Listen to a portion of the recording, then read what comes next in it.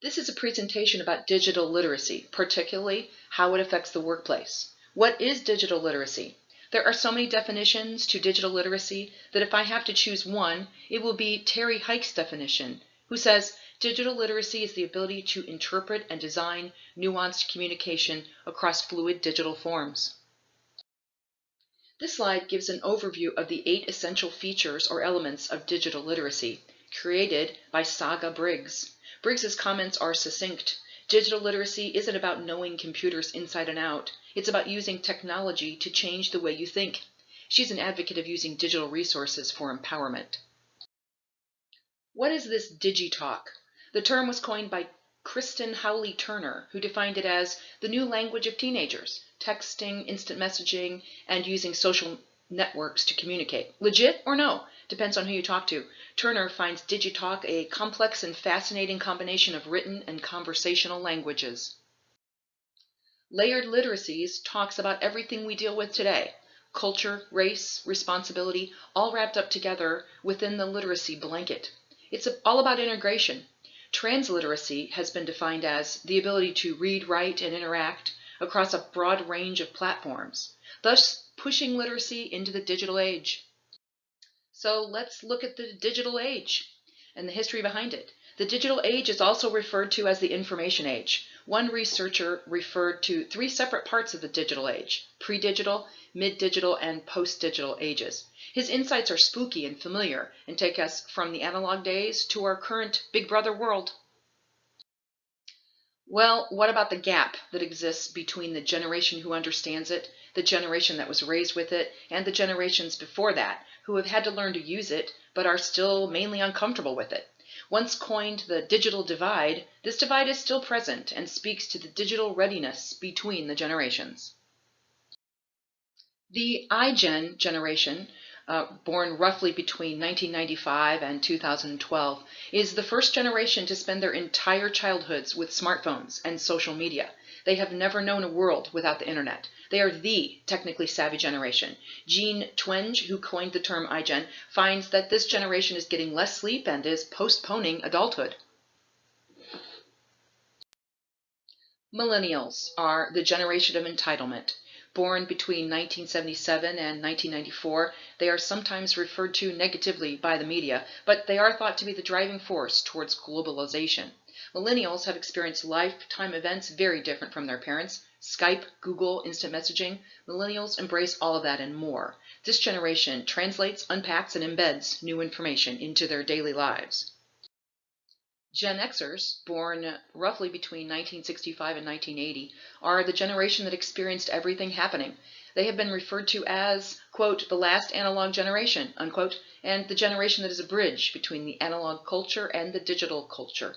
This generation remembers AOL, Oregon Trail, and Apple IIe's. Some consider this generation the movers and the shakers. The boomers and beyond, sometimes referred to as the digital immigrants, these are the generations that grew up sans cell phones, computers, or video games. Boomers, born between 46 and 64, and traditionalists were born between 1900 and 1945. Technology had little impact on their lives growing up. Traditionalists saw the phone go from rotary dial up to mobile phones, a process that took 30 years, and yes, they can be tech challenged. So what's the translation for the workplace? Complicated. Rapidly changing technologies mean that companies have to both be aware of what their employees need to be aware of, but also continue to be aware of culture and governance while improving the digital skills of their employees. Paul Glister wrote that digital literacy for the workplace needs to be about mastering ideas, not keystrokes. What can we do to shorten the gaps?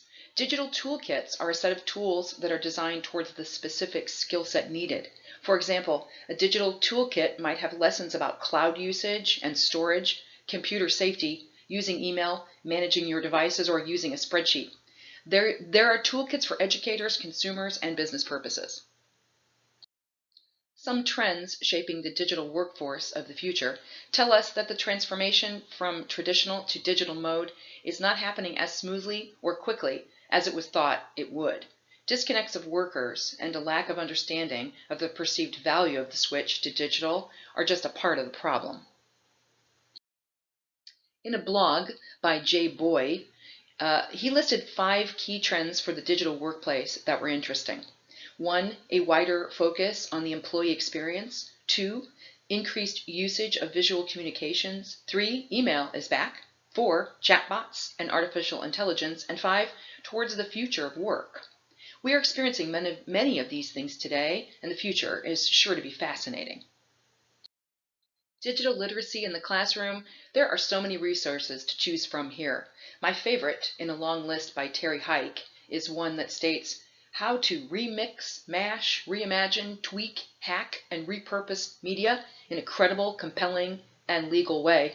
There's a plethora of information online for educators, including some nice scoping documents for guiding the way towards digital literacy in the classroom.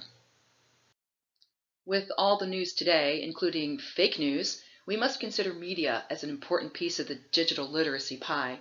Digital and literacy media share some common points and some big differences. Media literacy focuses on teaching towards consumers of media, while digital media speaks to participation in media. Of course, we need to do all of this within safety and ethical guidelines. So, you want to know your digital literacy scores and compare them to others? There are lots of options. You can take a quiz from one of a dozen different sites. Listed on the slide are 2. Testing for digital literacy on many levels is available. Many sites are testing for basic computer literacy, while others speak to elementary and secondary educational students. Your digital footprint, simply put, the stuff you leave behind as you use the internet. Comments on social media, Skype calls, application use, email records, it's a part of your online history and can potentially be seen by other people or tracked in a database. Based on the breaches that seem to happen every other day, it's pretty obvious that our digital tracks are easily found. Why do we care about our digital footprints? The Internet Society gives us 4 good reasons. Protecting your reputation, deciding how and where your personal information is shared, preventing financial loss, and 4, maintaining your freedom. As noted in the previous slide, being careful with your digital footprint is not a choice anymore. We are all in the digital world, and our footprints are very visible. To sum up, digital literacy is a part of the future of how we will be teaching, working, and living. We will have little choice but to learn how to manipulate the challenges to make it all work for us. Chris Lehman stated it well when he said, "Technology must be like oxygen, ubiquitous, necessary, and invisible. Is our choice what we do going forward?" Thank you.